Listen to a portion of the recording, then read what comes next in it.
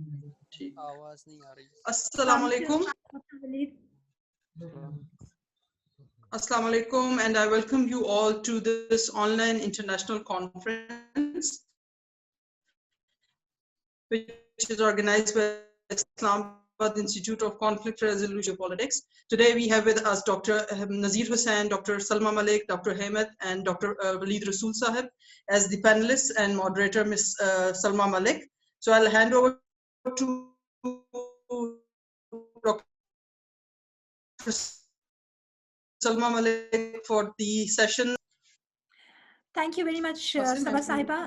Thank you for giving me the honor to be a moderator at such an important topic that you have picked today, and a topic that needs to be discussed as much, as widely, and as extensively as possible, growing ultra-nationalism in contemporary world.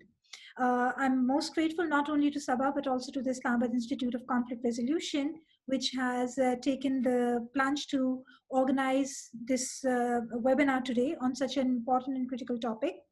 When we look at the contemporary developments taking place in the world, where we have at one hand the wave of globalization and the various streams of globalization seen in various countries, regions, with state actors, with non-state actors, globalization of movement, goods, ideas, there's also a parallel movement that has taken place side by side, and that is the rise of not only nationalistic sentiment, which definitely is a welcome notion for many, but more than nationalistic sentiment, what we have seen is an inverse wave to globalization as well as nationalism, which entails empathy, which entails living together and understanding the other country's perspective. But here we have a notion called ultra-nationalism. What is ultranationalism? What brings on ultranationalism, and why is ultranationalism something to be worried about or to contemplate and think about its place in the contemporary world and the world that we face tomorrow?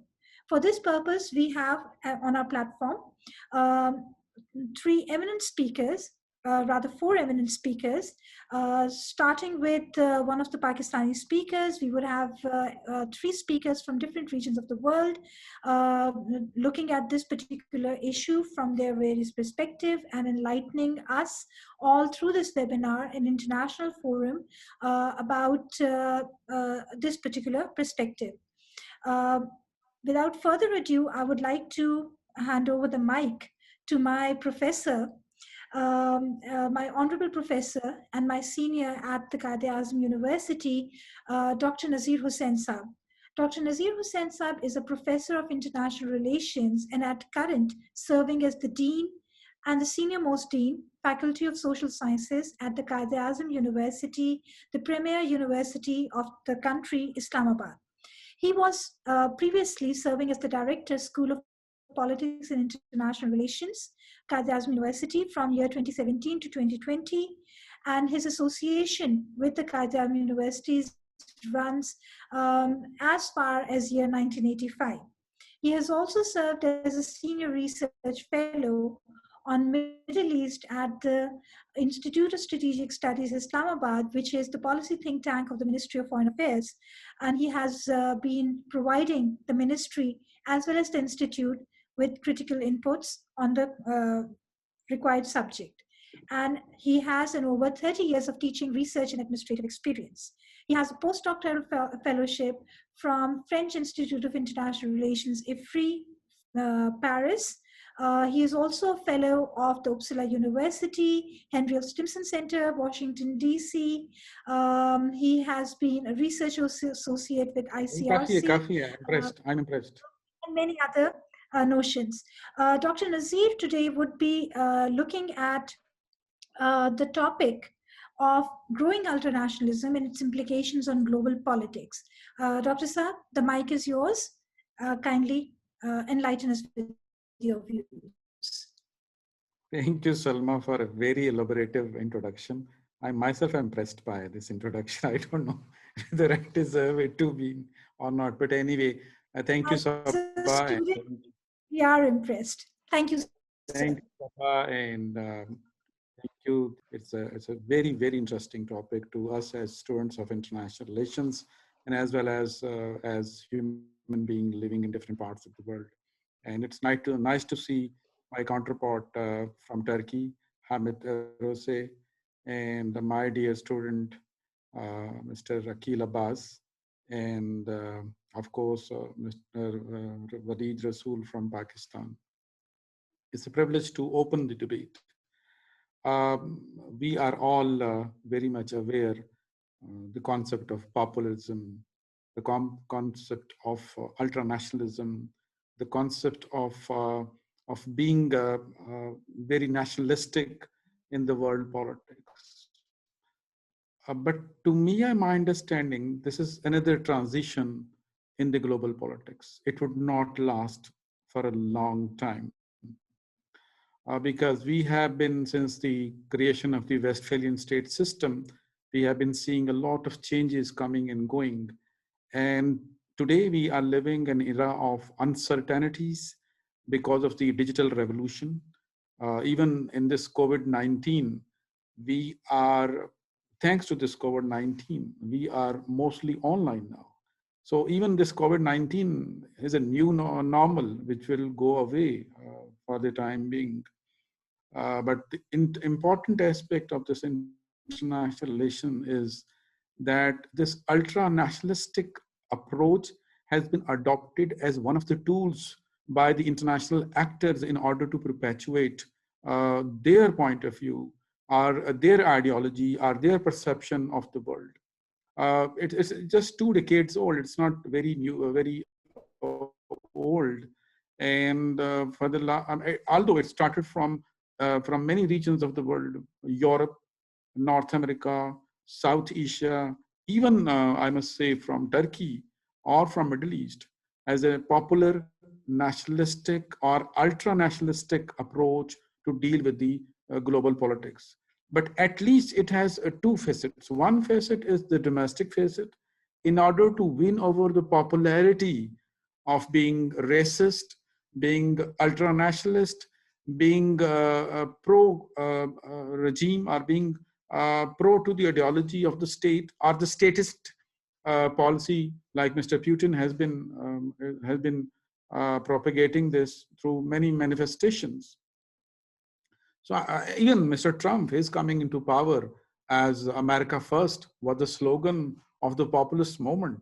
And I think I would not be divulging much on this, but since it has come suddenly into my mind, that the populist or the ultra nationalist approach of the Americans have died down very early. Within 4 years, Trump had come into power, taking the slogan of America First, and suddenly Mr. Biden is replacing him. And as we know all, we have already discussed and studied in other webinars that Biden has an experience of 40 years of being in power, in corridors of power. So he'll be much more experienced and seasoned to deal with these issues. But having said that, the populist, the ultra-nationalist are the actors, the state actors within the state as personalities, have been winning over the popular politics, starting from anywhere. You can start from Turkey, you can start from Europe, France, Germany, even in Britain also.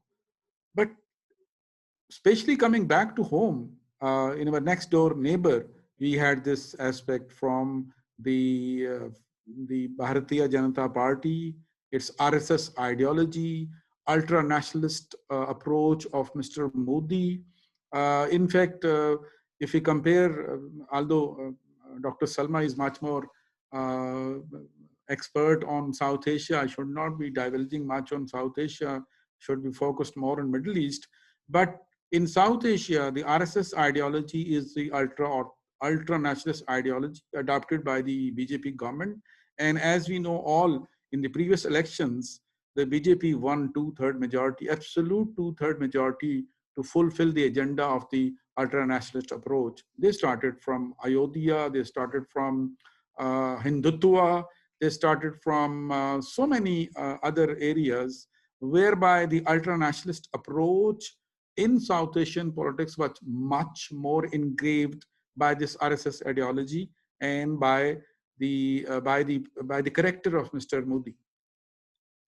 Now, if we also take the example of Mr. Trump, as I discussed earlier, America first, even I think in our part of the world, bear me out for this very blunt remarks, Mr. Musharraf or General Musharraf also spoke about Pakistan first slogan, although he could not win over the popular sport, or he was not propagating certain kind of ideology. But for him, Pakistan first being in a different context than Mr. Trump was speaking in his own term. We can take the example of Mr. Putin. For the last 20 years, he have been thriving on the populist ideology of the Russians inside Russian Federation.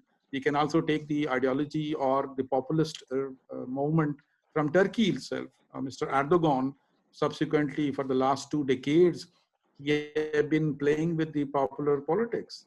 But let me add one thing here, that this populism is different from region to region, from country to country, from personality to personality, from actor to actor. But at some point, this ideological in the bad, but sometimes very volcanic, like in the case of the RSS ideology, ultra-nationalist ideology in India, is very harmful for the people of India itself. If we talk about the Muslims, if we talk about the Christians, if we talk about the non-Hindus, all minorities would be coming into this context. But if we take this very populist context to Russia, where Putin has been very instrumental in reviving the Russian Federation's economy, as many of you would know, that its economy was totally gone in 2008, and suddenly it's so much surge that after consolidating, now Mr. Putin is in fact reasserting a Russian Federation approach to the global politics. We can have Georgia 2008, we can have Crimea in 2014, and we can have Syria in 2015. So the populist movement are changing from region to region. But in Europe, this is totally different. In Europe, this has been equated with racism.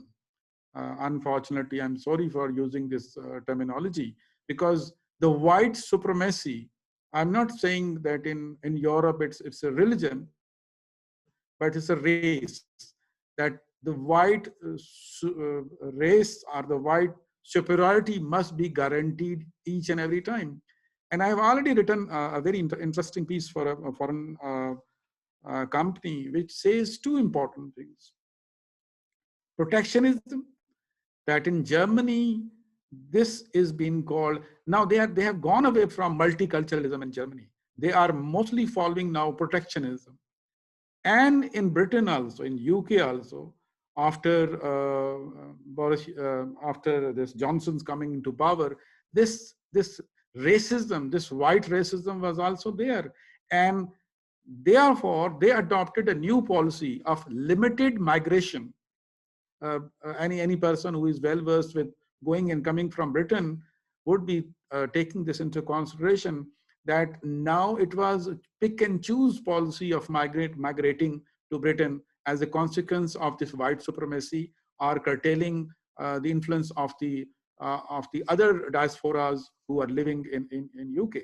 So my contention is, in fact, on 2 premises. One premises is that this is a transition of a new kind in the global politics. And of course, its impacts are being felt in all regions of the world, especially in Asia and Europe and North America.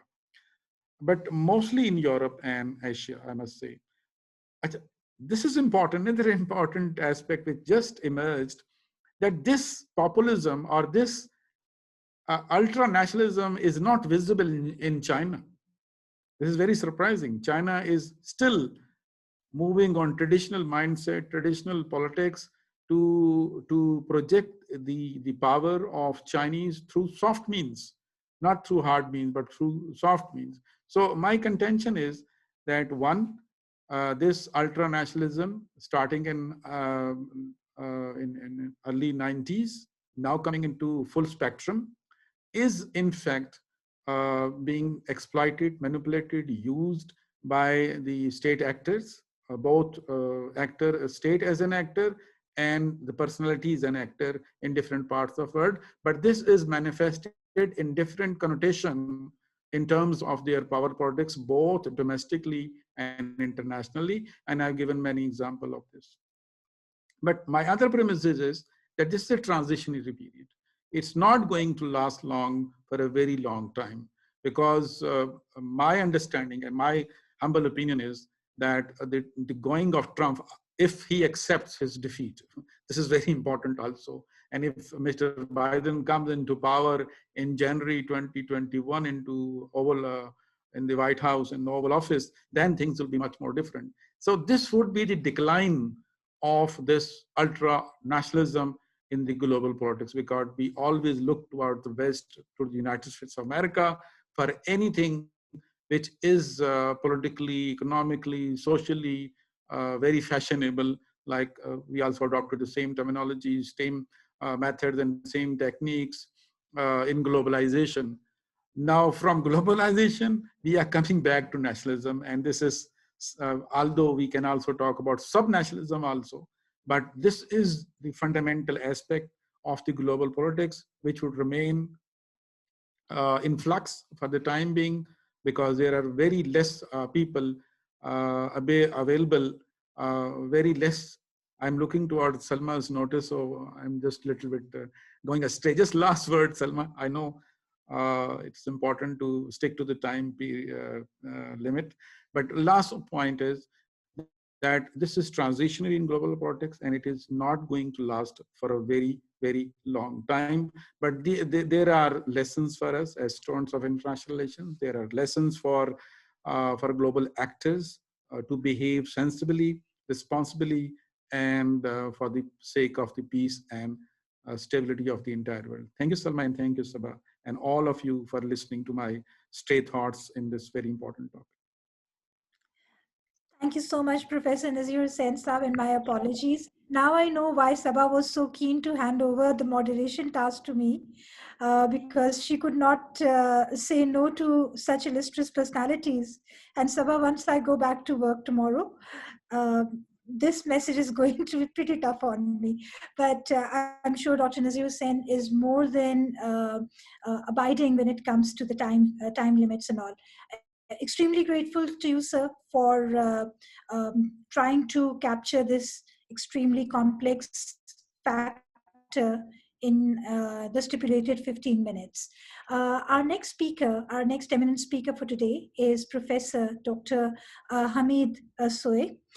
Professor Saab has joined us from Turkey, Istanbul. We accord him a very warm welcome. Professor Ersoy is working at the Istanbul Sabahattin Zaim University as Professor of International Relations. He has, to his illustrious career and resume, the position of Secretary General of Black Sea Broadcasting Regulatory Authority since 2008. He has also served as Director General, IBRAF, Organization of Islamic Cooperation, Broadcasting Regulatory Authorities Forum. He's been a member of Radio and Television Supreme Council.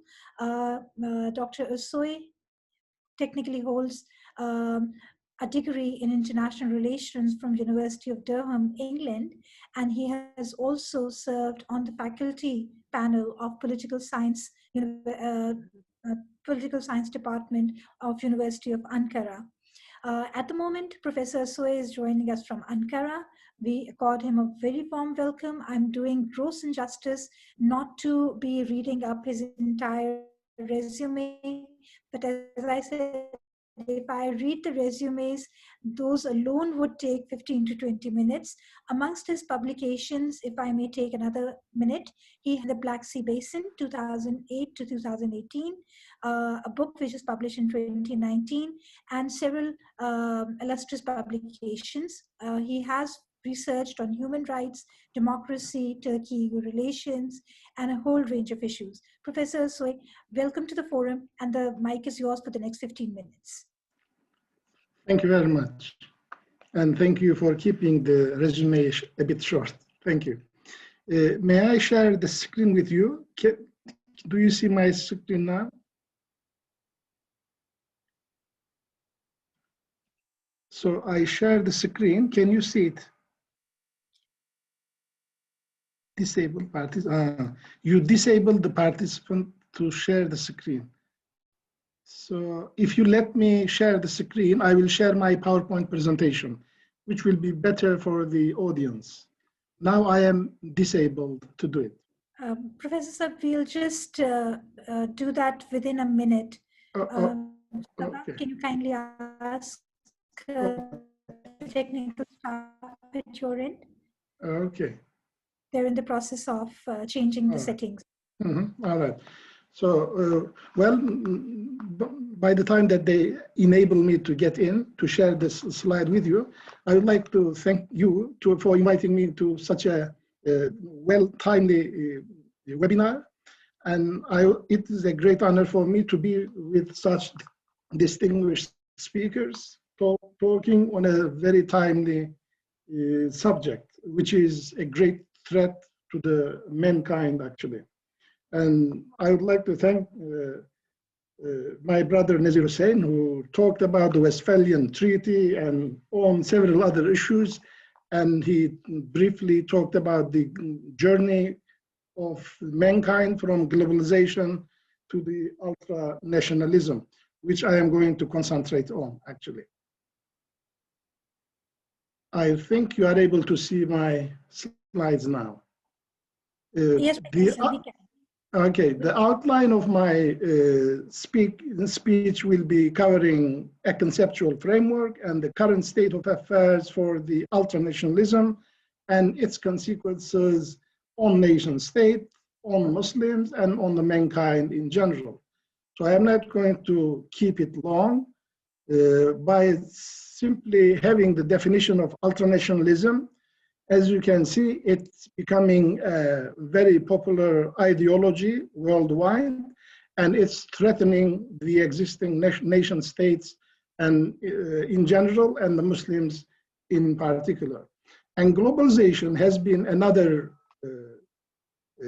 process which is on move since the ancient times, but especially by the end of the Cold War, it became even more intensive in all fields of life. This is even more so with the invention of satellite technologies and the internet, as we are all observing. So ultranationalism can be seen as one of the undesirable consequences of the globalization itself, as my brother said earlier. So the ultranationalism has so many definitions, but as it was just mentioned by the first speaker, Mr. Hussain, it has a racist flavor in it. It has some walks of life. But the C is ultranationalism can be defined as one country's activities even when it is committing the horrific acts, either to its own citizens or to the citizens of other countries. So,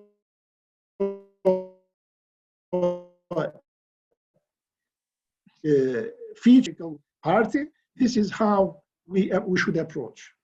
Despite the horrific acts are conducted by a state, if you as an individual or as a community or as a nation, if you are still supporting the policy of that state, So without going into detail, because of the time restraint, I'd like to mention that globalization is important in this regard, because it's going to have a great impact on the creation of the ultranationalism.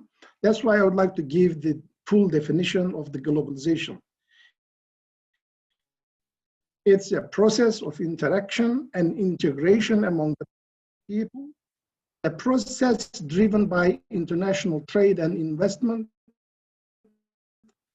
and aided by the informational technology. So it has the social, cultural, political, legal aspects, and it is aimed to create a universal culture, which means any culture, any nation which is behind the globalization process, and if they become successful, that means all other cultures will be eradicated and will be transformed into a uniform fashion. So that means the Islamic culture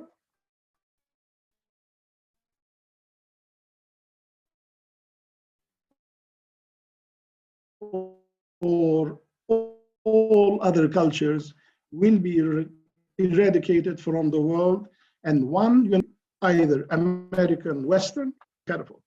Instead of analyzing from the regional or national perspectives, I would prefer to trace back the origins of the subject, ultranationalism, which is initiated and supported and promoted by the Western countries.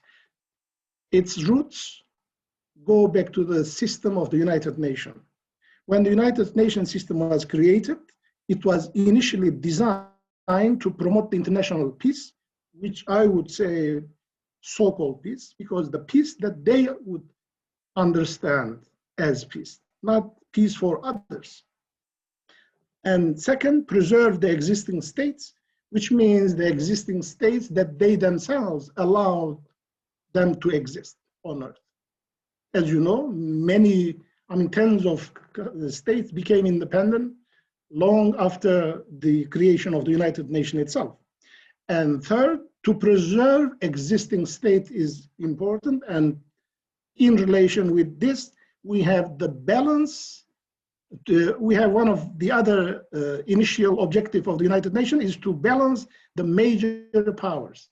They wanted to keep the balance between the major powers in the United Nations, simply because they don't want to fight with one another, so that the other countries can never become stronger to compete with them.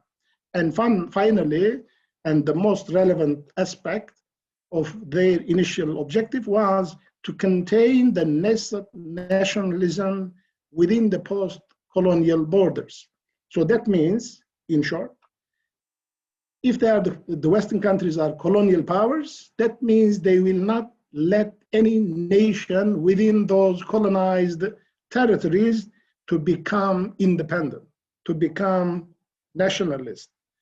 And based on their nationalist inspirations, they can never become independent. Just to cut the long discussion short, if you check the American invasion of Afghanistan and Iraq, and the Russian invasion of Chechnya and eastern part of Ukraine, you will see how irresponsibly, how insensibly they are behaving in international relations when it comes to themselves.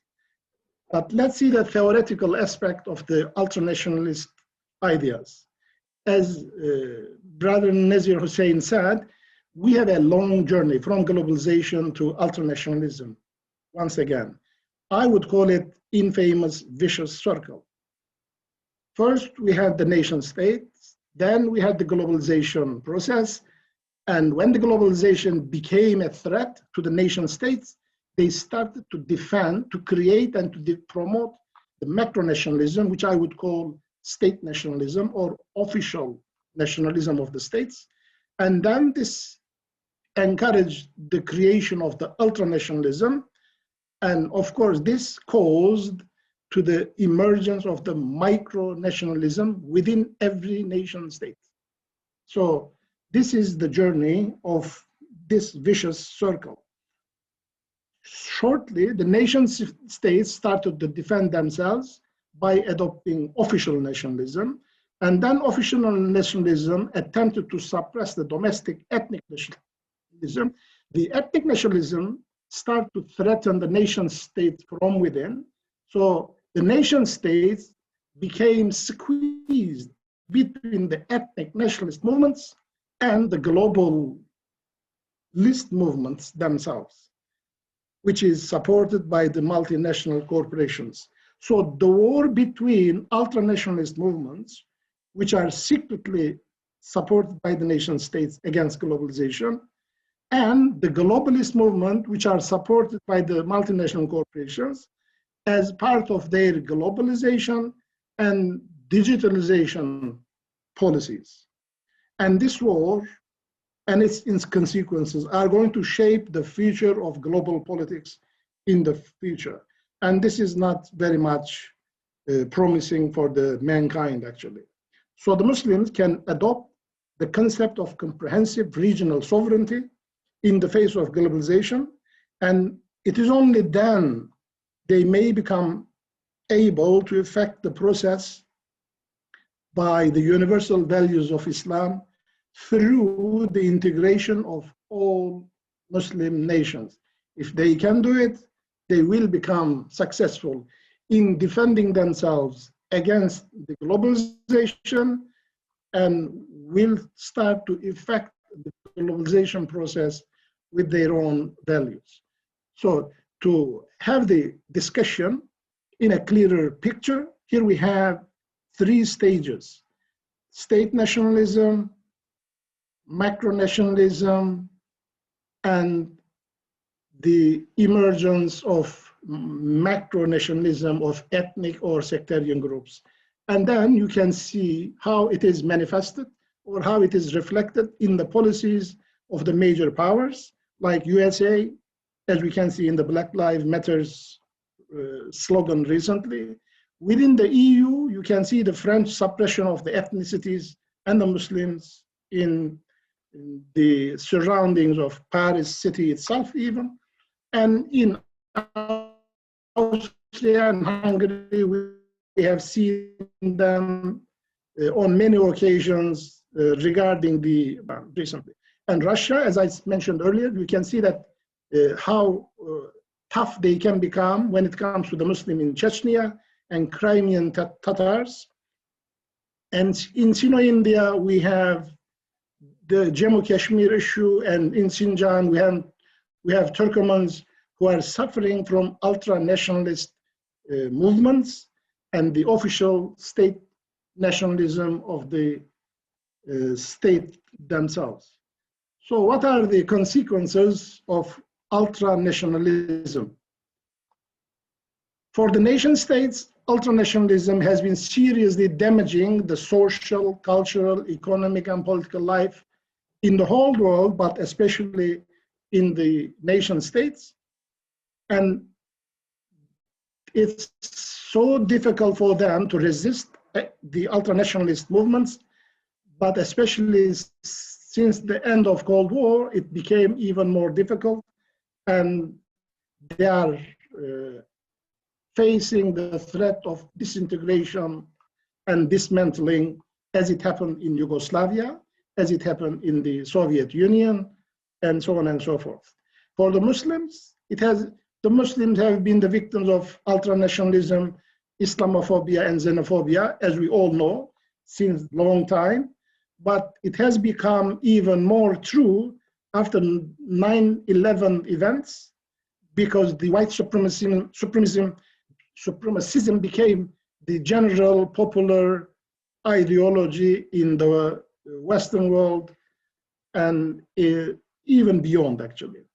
For ultra-nationalism is a threat for the mankind in general as well.